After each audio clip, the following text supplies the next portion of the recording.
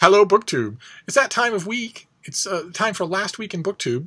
When I look back on the previous week in YouTube and rate the super hotties, where I talk about videos that have stuck out for me or that I really enjoyed or that irritated me and that you might have missed.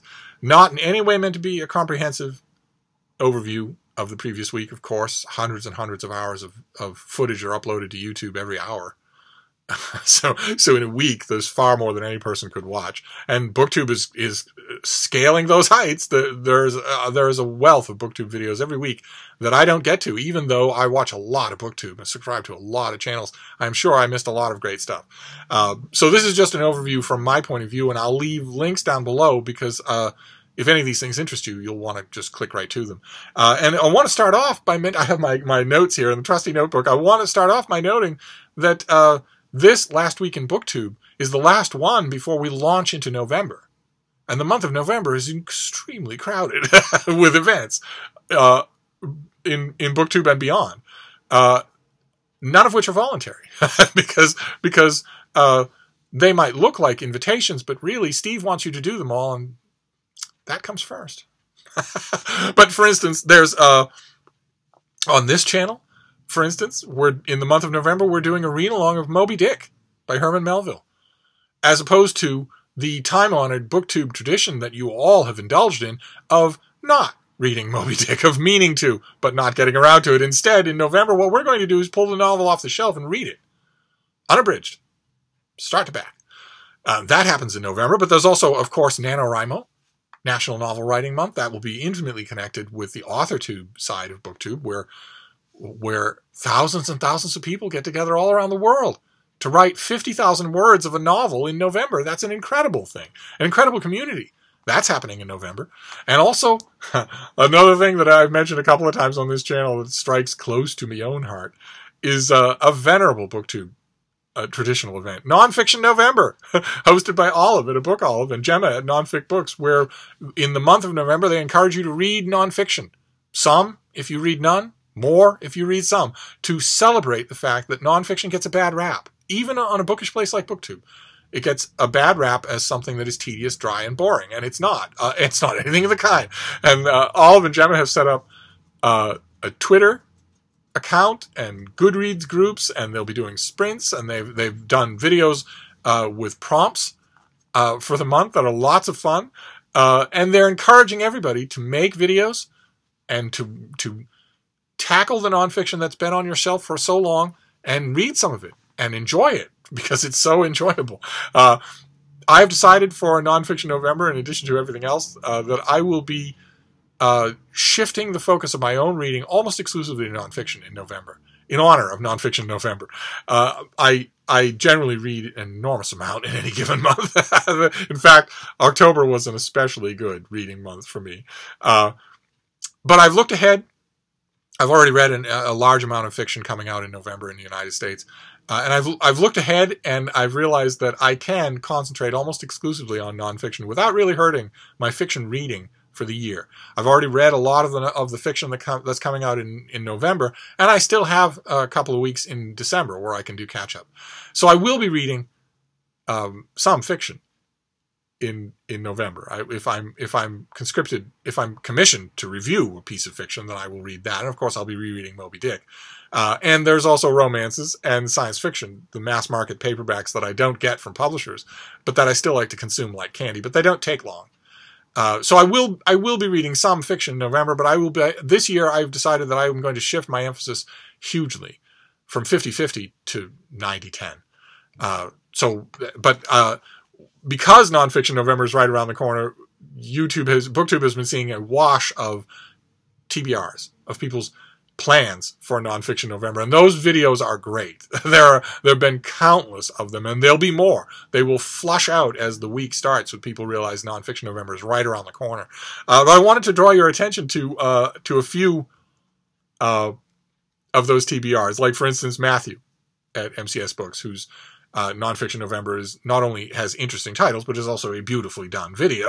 So you get used to it with him. Jennifer at Insert Literary Pun here has a big, ambitious pile of books.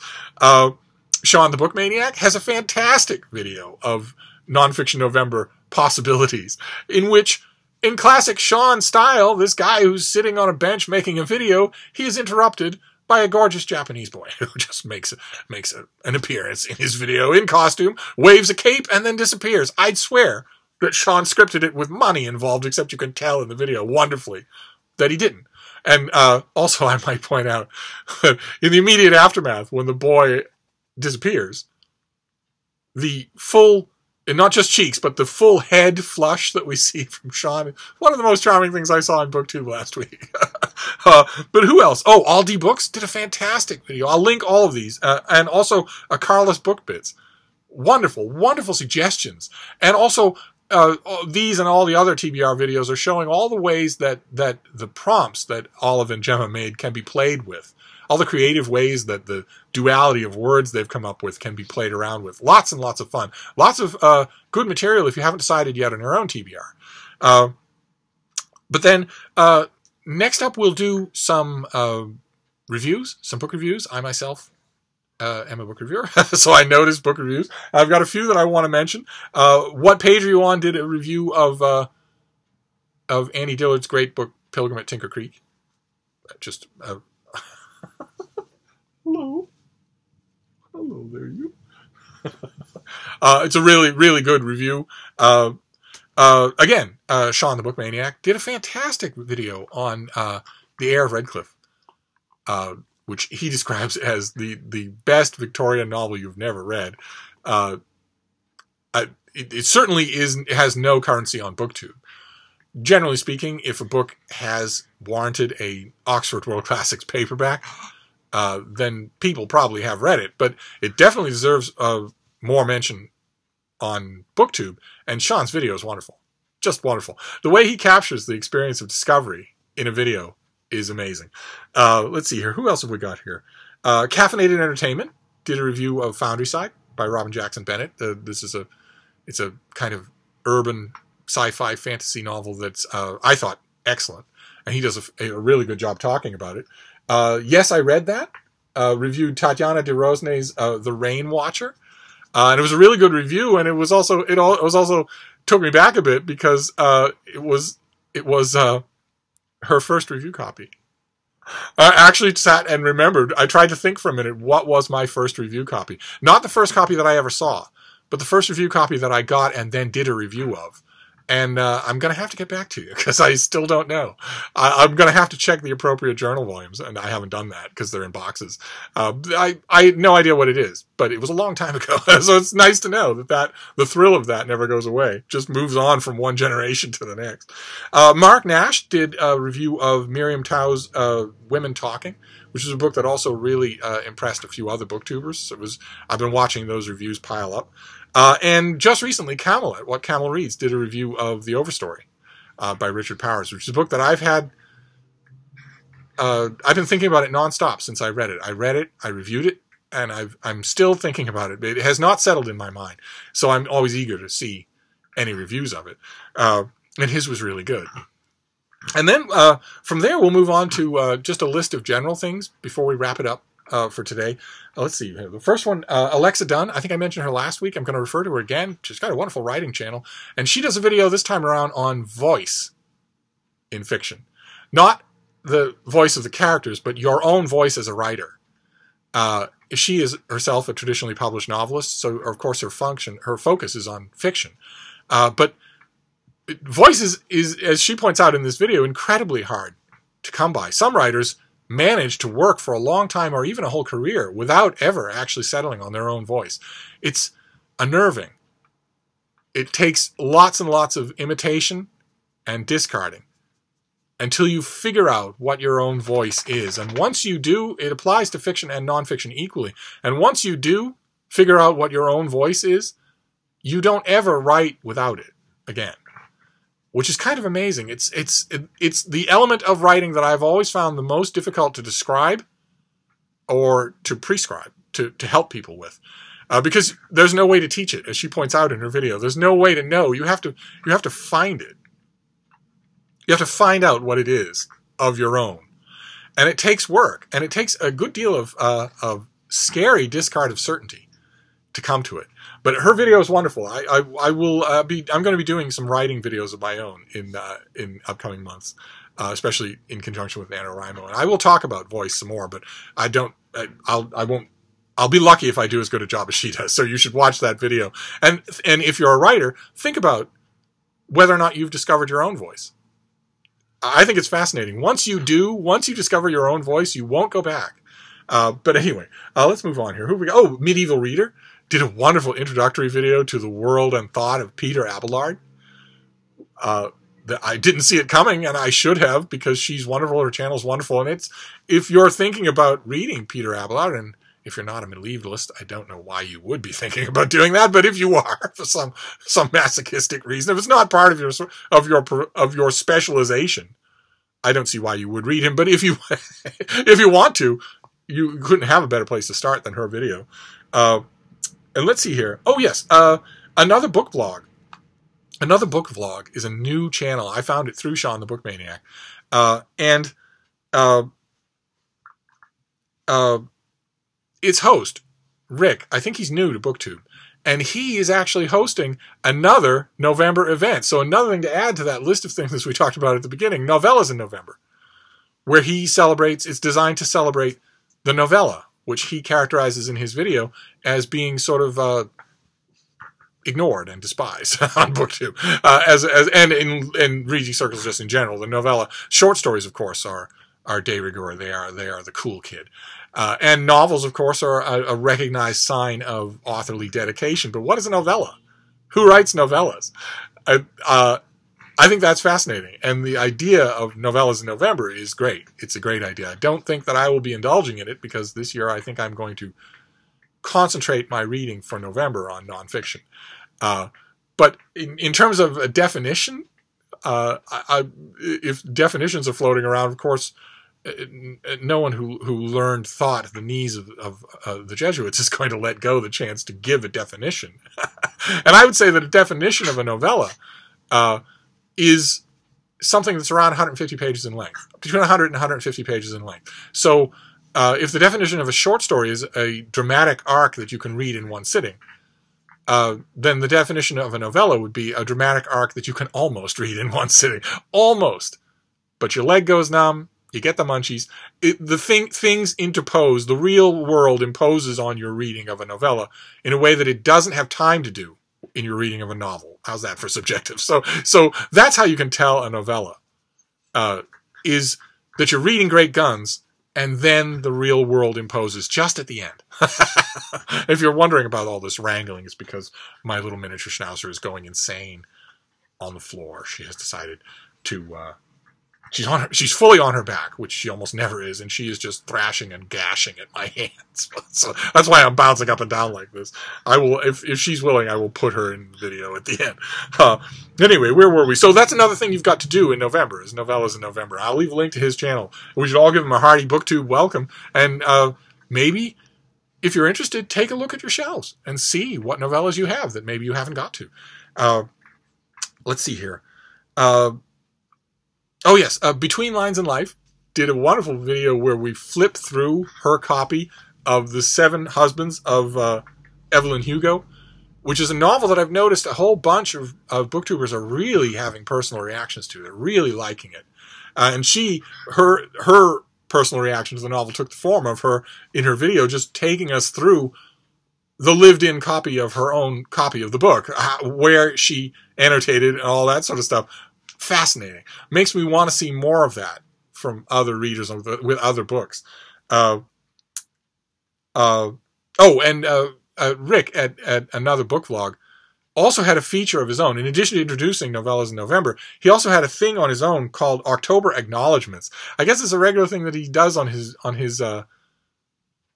blog. One way or another, I hope that he keeps doing it on his channel, where he looks back at bookish news for the month of October, complete with links and breakdowns, and it's wonderful. It's like an intensely bookish version of, for instance, something like Last Week in BookTube. Just delightful stuff that you will certainly have missed, and his thoughts are interesting on it too. Then let's see here. Vendy at Caught Between Pages did the writing process tag There's a tag called the writing process. It's a large amount of very good, very specific questions about the kind of writing that you do. I intend to do the tag myself, although I don't think I'll do as good a job as she did in her video. The writing wisdom, it just crackles from her answers. Just wonderful. Her answers show hard-won experience of somebody who's been writing for a long time, which, of course, being a crusty old fogey, I look at her and I see someone who looks like she's 6 years old, and I think, you can't possibly have any kind of hard-won writing experience. Then I listen to her answers, and there it is. You can't fake that. It's right there. And some of the things that some of the writing wisdom that she tosses off in that tag is worth your thinking about. So, I will leave a link to it. So it was a remarkable performance. And then there was another remarkable performance of a slightly more ambiguous kind.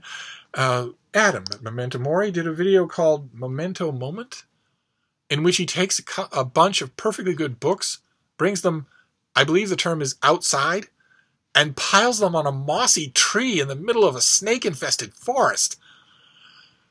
And there's some sort of soothing narration where he talks about taking a moment out from the hurly-burly of online, the rabbit holes and whatnot, and just breathing and being at peace.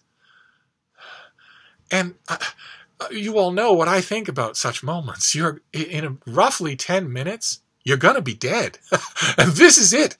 This is the only time you have to be alive. It's not a dress rehearsal. There are no do-overs. There's no eternity on either side. This is it. So maybe instead of taking a self-indulgent moment with Adam to curl your naked toes in the loam of the forest and stare at his moss-covered books, you might want to get into the thick of things and get stuff done. But one way or another, his Memento Moment ends with a protracted scene of him staring at the camera next to a giant chicken, and leads us to wonder if perhaps Adam is going to be the very first booktuber to lose his mind. The very first person whom BookTube itself will drive around the bend. I don't know. I'll keep you posted. I'll keep you posted on the deterioration of Adam at Memento Mori. But in the meantime, I'll leave a link to his bizarre Memento Moment in which he puts books in the middle of moss, so they're covered in bugs when they get back. And the time it took to drive out there and put them on that tree could have been spent reading. Anyway, that wraps up last week in BookTube. Sorry to end on a note of questionable mental health. But now we move on to larger moments.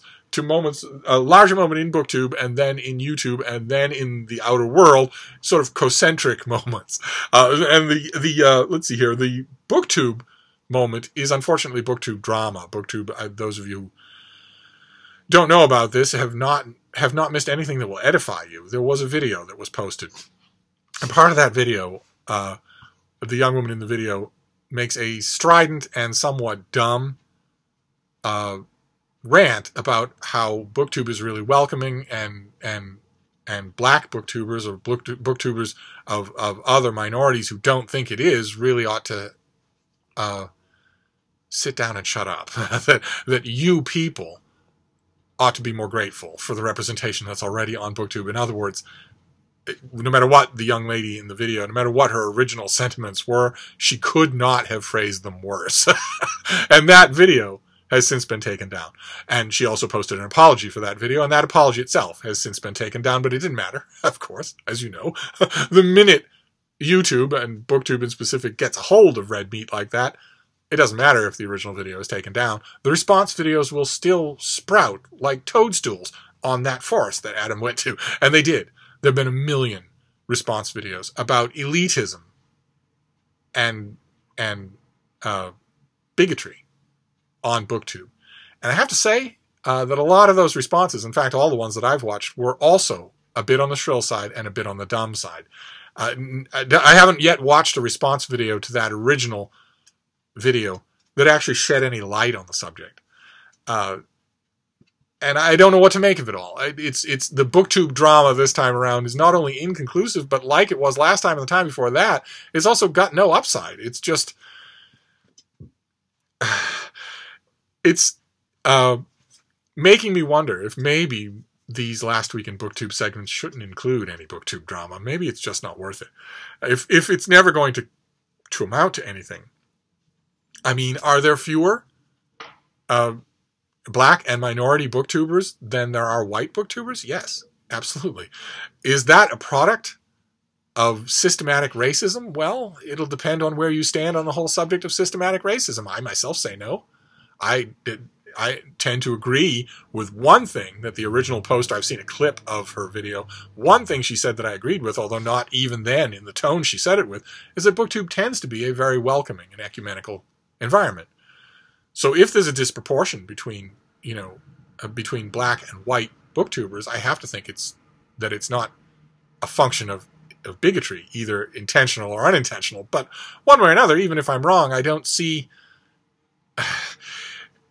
that part of this Last Week in BookTube is unresolved. You might have noticed the drama of it in your video subscription feeds, but it's not worth you investigating. I investigated it and came away with a big sack of nothing. I don't understand even what to think about it.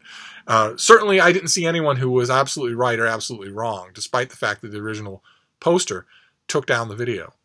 That I'm not really sure that I know what to do with that response. This is the second time in 3 weeks that someone has posted something really controversial on BookTube and decided, as a way of dealing with the controversy, to remove the video. Something about that strikes me as cowardly and dishonest. I would rather that people not do that. If they accidentally step into a hornet's nest, I would rather that they deal with it. I think everyone benefits if that happens, rather than just take it down. Especially since it's fruitless to take it down. It's not going anywhere, as this latest BookTube drama proves. So let's just move on from there to positive things. I don't know what to tell you about the whole elitism and discrimination on BookTube thing, that whole flap. I don't know what to tell you about all of the response videos either. But let's move on to the broader reign of YouTube. And here I'm going to stick to something bookish and something positive.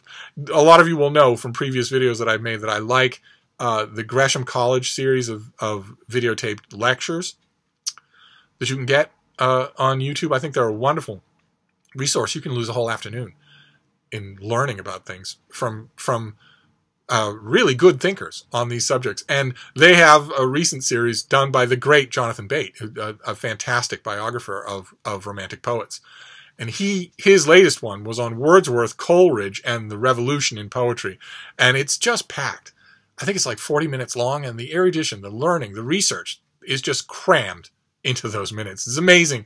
It's an amazing thing. If you're interested in the formal poetry of a previous century, then I'll leave a link. By all means, watch it and watch all the others, because it's amazing. In fact, you might want to subscribe to Gresham College, because you'll get lots of thought-provoking stuff. Even if it's a subject that you don't think you're interested in, I've found over the years that a lot of times the speaker will make you interested. And then we'll move on to the world.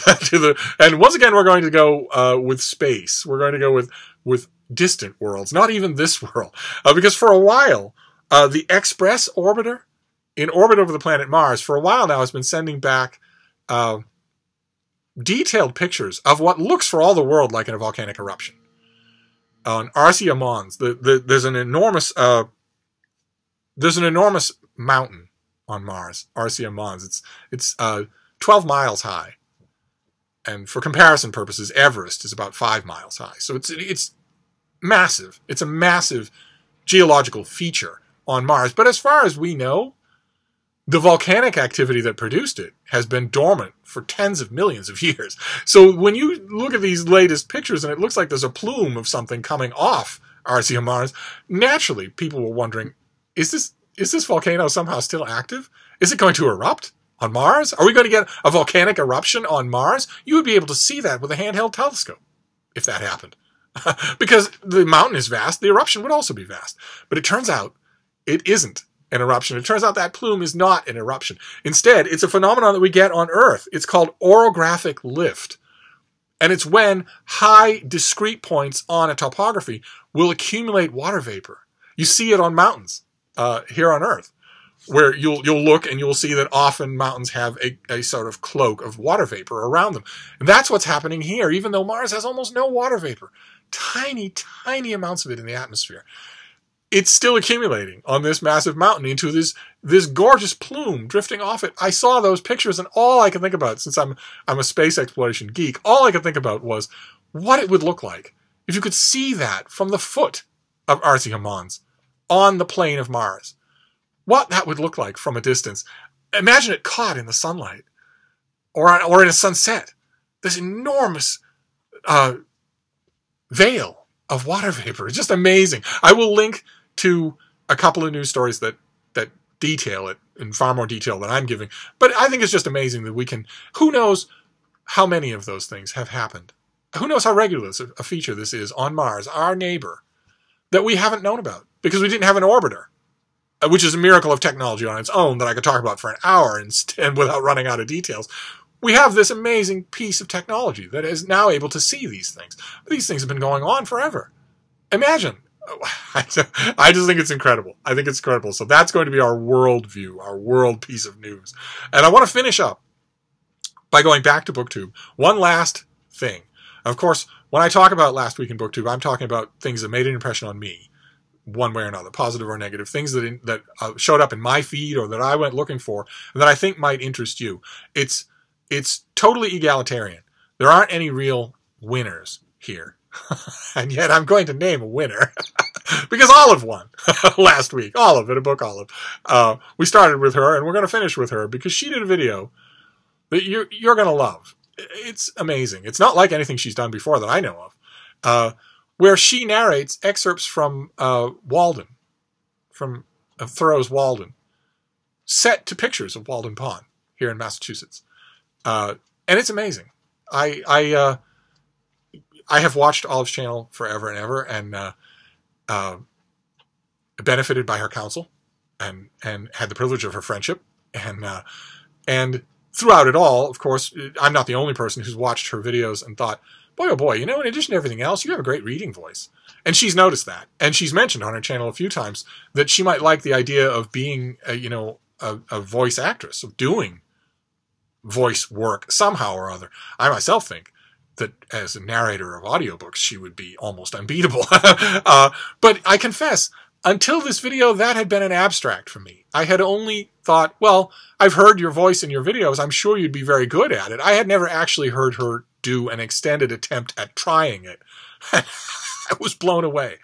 As good as I could have imagined that it would be, she's much better at it. And this is still, by any objective ranking, an early attempt on her part. Imagine if she did this and got better at it.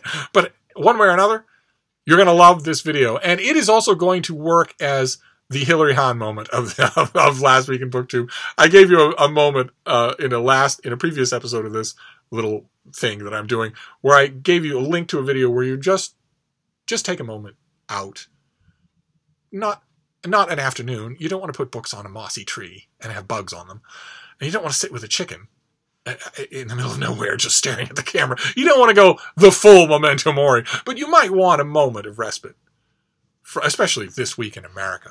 Oh my God, with bombs being sent to people and the President of the United States not caring, obviously caring. Obviously he would have been pleased if they had blown up. He'd have made the right gestures, but he'd have been happy. And then a massacre at a synagogue in Pittsburgh. People being shot dead in prayer. And the very first thing that the President of the United States can think to say while the blood is still flowing, less than an hour later, when the carnage hadn't even been cleaned up yet, and he's telling reporters that there would have been much better results if that joyous prayer meeting had been armed, I guess, and had been able to have some sort of firefight there in the synagogue.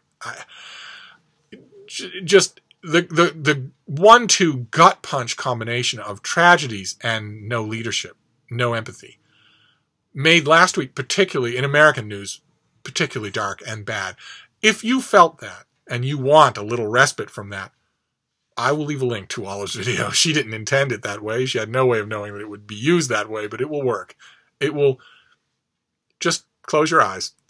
Watch the video, of course, for the beautiful footage, but then close your eyes and just listen. You will love it. Walden, the work, tends to have that effect, but boy, oh boy, that video just brings it to life. So that's going to be it. That is last week in BookTube. This time around, our very last time in October. We will now forge ahead to November. Oh my God, November is such a busy month. And you're all required to be that busy. If I'm going to be that busy, you're all going to be that busy with me. So we have, what was it again? NaNoWriMo, Nonfiction November, Moby Dick, Novellas in November. Oh, that's a slew of things. Oh, and also Boldly Govember. Matt at Paperback Junkie did Boldly Govember, where we're talking about Star Trek. We're reading a Star Trek novel. But so before that onslaught, go to Walden Pond with Olive and relax. And I will see you for this same feature this time next week. So thank you, BookTube.